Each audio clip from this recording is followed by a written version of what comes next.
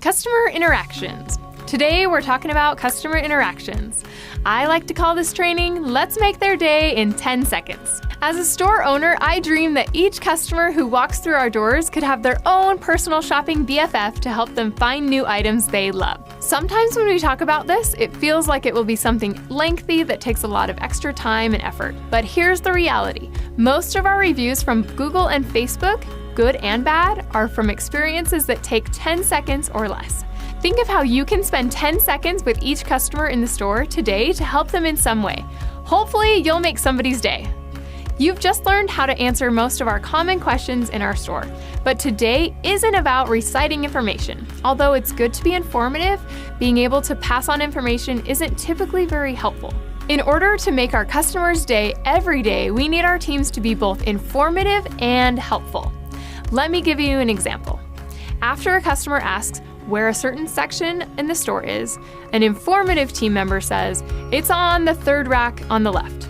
A helpful team member would escort the customer while saying, "It's here on the third rack on the left. You might also find a similar item on one of our mannequins. Let me know if you need any more help." Being informative and helpful all starts with how we talk to our customers while they're shopping in our store. Let's look at 3 different customer interactions. First, it's an easy one. We call them the greeter. This person is the live door chime, and they simply say, "Welcome to Runway."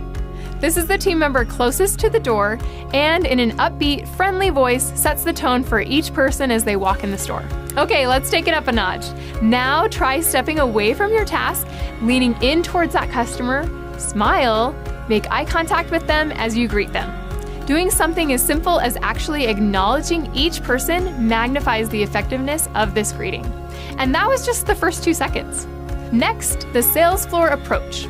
I think this one is the hardest for most of our team members. Talking to customers face to face.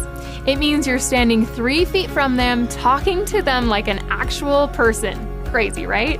It requires consistent, intentional awareness of customers in the store, who you've already talked to, and what you've talked to them about. It sounds like a lot, but it's easy, and I'll help you through it. Let's start by saying something like, "Are you finding everything okay?" "Hi, have you been here before?" "What are you looking for today?" "How did you hear about the store?" "What are you shopping for?" "Did you want me to get anything off that mannequin for you?" "What brought you in today?" "Have you ever sold to us before?" These questions all boil down to the same message. "Hi, I work here and I'm willing to be helpful for you when you need me." It's important for customers to know who to turn to when they have questions about the store or when they're looking for something specific. If you've made a friendly introduction, they'll be more inclined to come find you when they need help. Getting to know your customers is fun, and working with them will be the most important and rewarding thing we do every day. Lastly, our 3rd customer interaction, the goodbye. Let's not make it a long one. As the customer leaves the store either after a purchase or not, thank them for coming in today by saying, "Thanks for coming in," or "See you next time."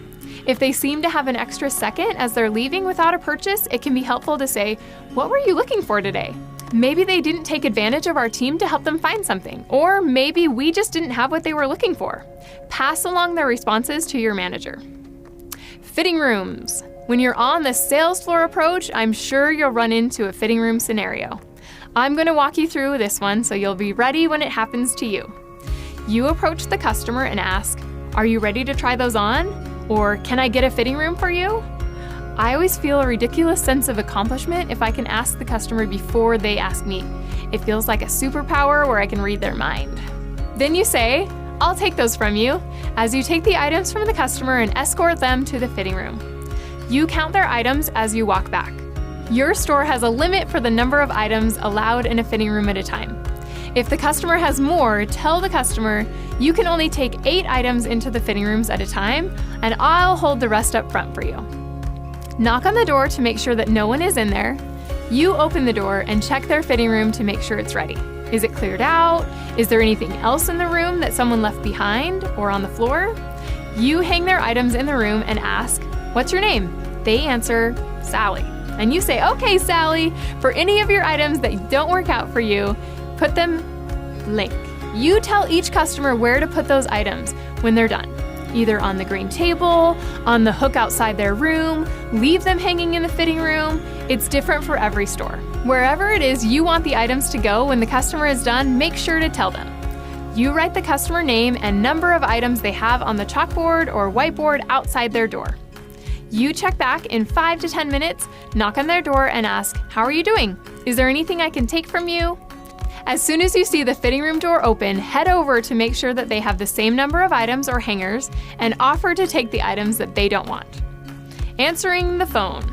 When answering the store phone, it's important to smile and say, "Runway Fashion Exchange, how can I help you?" Many of our customers call our store by the wrong name, so it's important to learn and use the correct name every time. I've heard many team members use other versions of our name, but we are Runway or Runway Fashion Exchange. If you work in one of our Clothing Revival locations, it's important to say the full name every time. Smile and say, "Clothing Revival, how can I help you?" Be prepared to answer easy questions like, "Where are you located?" or "What are your store hours?" If you need to use Google to help you, that's totally fine. When giving store hours, make sure to include our buying hours as well. Other hard questions like, "So how does your store work?" or "If I have some stuff to sell, what do I do?" Maybe they ask, "How much do you pay?" or "What sizes do you accept?" These things can be answered by using the simple statement here. We buy trendy teen and young adult style clothing and accessories. We are looking for items in great condition and styles that have been sold in stores within the last 2 years. We inspect each item for holes, stains, and signs of wear. We take sizes extra small to triple extra large in men's and women's. We pay you 20 to 40% of what we price our items for in the store. We give you cash or store credit the same day. When you bring any items in, we make you an offer on the things that we can buy for our store, and you decide whether you want to accept it or not. Try to get all these key components in your response with each customer every time. Style, trendy teen, men's and women's clothing within the last 2 years. Quality, freshly laundered, ready to wear, and in great condition. No spots, stains, or signs of wear. Payout, 20 to 40% cash or store credit. More for store credit. Higher end brands, we pay a higher percentage. Sizes, we take juniors and women's sizes 00 to 18 or extra small to triple extra large, and 28 to 42 in men's sizes or extra small to triple extra large. Always end your phone conversations with, "Thanks for calling today." Common questions or misconceptions. We are not a consignment store. A consignment store sells your items for you. You agree on a selling price and the store will mark down the item until it sells. After they sell, the store pays you a percentage of the selling price, usually 40 to 50% in cash or store credit, whichever you prefer. Runway is a resale store. A resale store buys your items up front and pays either cash or store credit the same day, before the item sells. Because our store is taking a chance on the selling price, we pay a little less than the consignment store would for your items. We don't pay a ton of money.